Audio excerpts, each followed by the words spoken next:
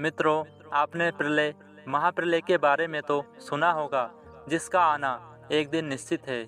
आखिर क्या है ये महाप्रलय? धरती पर कब होगी प्रलय? कैसा होगा प्रलय का नज़ारा? प्रलय काल के समय कैसा होगा धरती का माहौल? मित्रों, इन्हीं सब बातों के बारे में आज इस वीडियो में हम जानेंगे। साथ ही जानेंगे इस संसार की रचना कैसे हुई और कैसे इसका संचालन हो रहा है और कैसे इस सृष्टि का महाविनाश हो जाएगा। तो चलिए मित्रों, वीडियो को स्टार्ट करते हैं। वीडियो में आगे बढ़ने से पहले आपसे निवेदन है, अगर आप इस चैनल पर पहली बार आए हैं तो कृपया चैनल को सब्सक्राइब कर बेल आइकन प्रेस करें, ताकि सनातन धर्म से जुड़ी सही जानकारी आपको मिलती रहे। हिंदू शास्त्रों में मूल रूप से प्रलय के 4 प्रकार बताए गए हैं। पहला, पृथ्वी पर से जीवन का समाप्त हो जाना। दूसरा, पृथ्वी का नष्ट होकर भस्म में बदल जाना। तीसरा, सूर्य सहित ग्रह नक्षत्रों का नष्ट होकर भस्मीभूत हो जाना।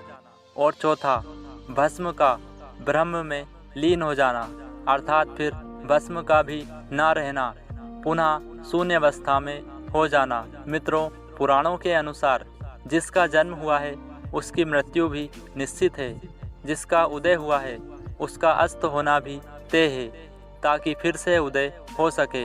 यही सृष्टि का चक्र है।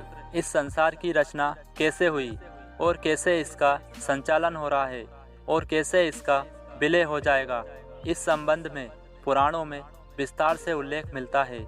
हालांकि पुराणों की इस धारणा को विस्तार से समझा पाना कठिन है, इसलिए हम ब्रह्मांड की बात ना करते हुए सिर्फ धरती पर सृष्टि के विकास, उत्थान और प्रलय के बारे में जानेंगे। जब जब पृथ्वी पर प्रलय आता है तो भगवान विष्णु अवतरित होते हैं। पहली बार जब जल प्रलय आया था तो प्रभु मत्स्य अवतार में अवतरित हुए, और कलयुग के अंत में जब महाप्रलय होगा तब भगवान विष्णु कल्कि अवतार के रूप में अवतरित होंगे।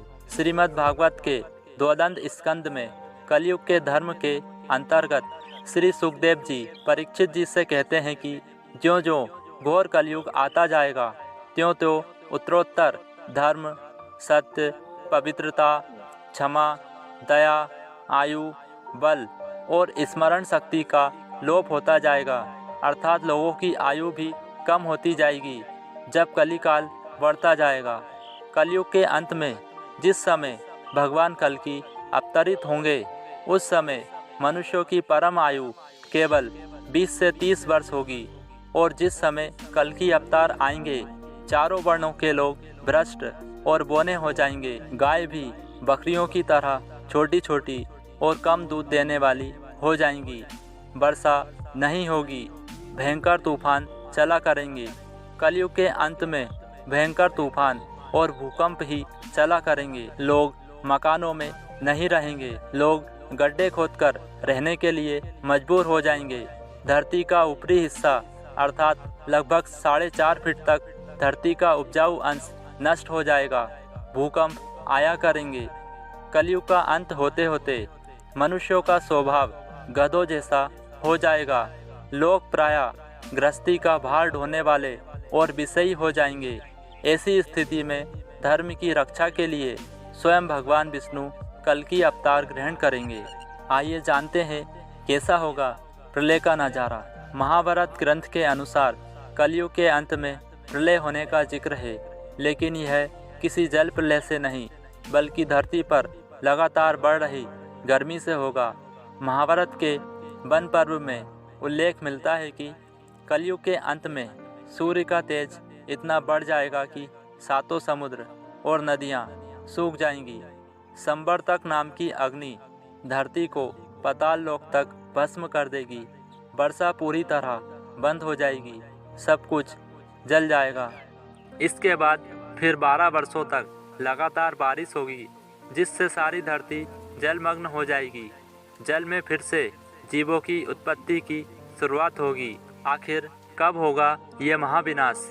इस बारे में श्रीमद् भागवत में लिखा है कि 2 कल्पों के बाद सृष्टि का अंत होता है और हर कल्प में एक अर्ध प्रलय होती है। 2 कल्पों का अर्थ है कि 2000 चतुर्युग। इसी प्रकार दूसरा कल्प पूरा होने पर प्रलय आता है, यानी सृष्टि का विनाश हो जाता है। इसके बाद पुनः सृष्टि की उत्पत्ति होती है और यही क्रम निरंतर चलता रहता है। आखिर क्या है यह कल्प? मित्रों, मनुष्य का एक मास हमारे पितरों के एक दिन और रात के बराबर होता है। मनुष्य का एक वर्ष देवताओं के एक दिन और रात के बराबर होता है। मनुष्यों के 30 वर्ष देवताओं का एक मास और मनुष्यों के 360 वर्ष देवताओं के एक वर्ष के बराबर होते हैं। मनुष्यों के 4,32,000 वर्ष देवताओं के लिए 1200 दिव्य वर्ष के बराबर होते हैं, अर्थात एक कलयुग के बराबर। मनुष्यों के 8,64,000 वर्ष देवताओं के 2400 दिव्य वर्ष के बराबर, अर्थात एक द्वापर युग के बराबर होते हैं। और मनुष्यों के 12,96,000 वर्ष देवताओं के 3600 दिव्य वर्ष, अर्थात एक त्रेता युग। और मनुष्यों के 17,28,000 वर्ष, अर्थात देवताओं के 4800 दिव्य वर्ष, अर्थात एक सतयुग के बराबर होते हैं। और इन सब का कुल योग मानव के 43,20,000 वर्ष, अर्थात 1200 दिव्य वर्ष के बराबर होते हैं। इसे ही एक चतुर्युग कहते हैं। इस प्रकार 71 युगों का एक मनवंतर होता है और 14 मनवंतर व्यतीत होते हैं, तब एक कल्प पूरा होता है। यही एक कल्प ब्रह्मा जी के एक दिन के बराबर होता है। दिन और रात को मिलाकर 2 कल्प होते हैं। आइए जानते हैं पृथ्वी पर जीवों की उत्पत्ति कैसे हुई। करोड़ों वर्ष पूर्व संपूर्ण धरती जल में डूबी हुई थी। जल में ही तरह तरह की वनस्पतियों का जन्म हुआ और फिर वनस्पतियों की तरह ही एक कोशीय बिंदु रूप जीवों की उत्पत्ति हुई, जो न नर थे और न मादा।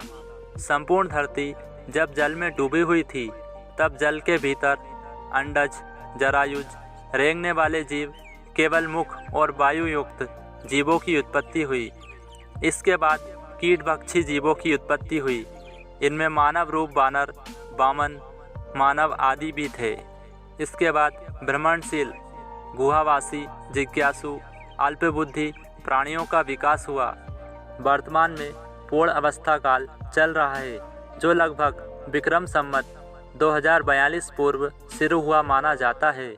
इस काल में अतिविलासी, क्रूर, चरित्रहीन, लोलुप, यात्राधीन प्राणी धरती का नाश करने में लगे हैं।